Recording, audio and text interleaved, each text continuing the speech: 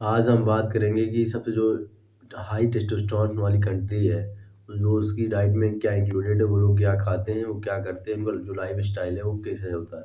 तो जो जो सबसे हाईएस्ट टेस्टोस्टेरोन वाली कंट्री है, वो है मंगोलिया। मंगोलियन जिसका एवरेज टेस्टोस्टेरोन होता है 750, मतलब समझ रहे हो ना, इंडिया में ये बहुत हाई माना जाएगा।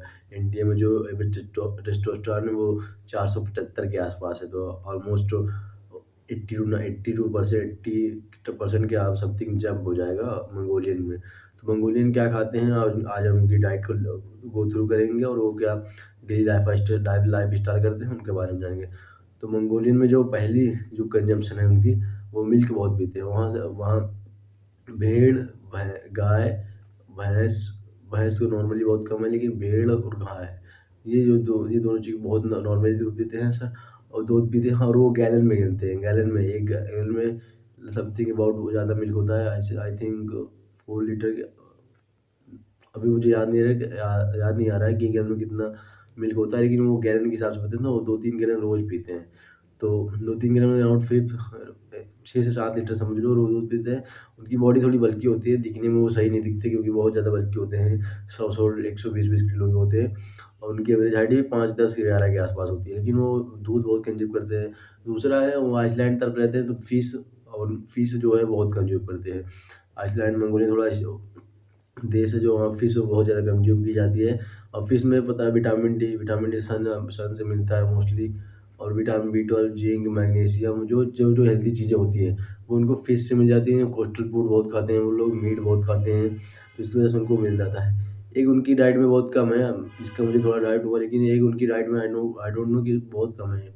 मतलब कि एक मैं वो सोचता था कि जो भी हाईएस्ट टेस्टोस्टेरोन वाली कंट्री होगी रिसर्च करने के पहले, वो एक बहुत कंज़्यूम करते थे, लेकिन अभी जैसे मैंने रिसर्च किया, तो उसमें मैंने पाया कि जो एग है सर, वो एग है, वो बहुत कम कंज़्यूम किया जा रहा है, मतलब 1-2 अंडे बस, ऐसे ही बहुत नॉर्मली।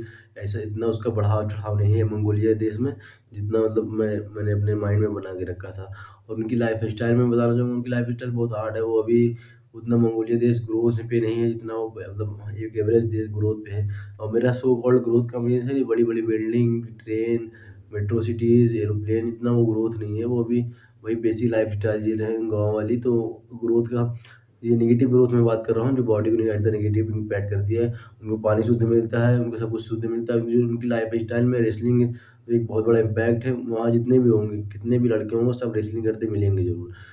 छोटे-छोटे बच्चे रहेंगे, 7-8 साल, उनका बोन मास देख लेना, जिनके 17-18 साल के इंसान लड़के के बराबर उनका बोन मास होता है, 7-8 साल में। मैं इमेज लगा दूँगा अगर किसी को डाउट होगा तो। तो उनका जो लाइफ़स्टाइल है, थोड़ा हार्ड होता है, तो इंसुलिन का जो टेस्टोस्टेरोन होता है, बहुत हाई होता है। तो डाइट और जो लाइफ़स्टाइल है, ये बहुत हार्ड है उनकी। और डाइट में मोस्टली वो बता वो स्पिनच, वो फल फ्रूट्स खाते हैं, बाकी सब्जियाँ बहुत कम खाते हैं वो।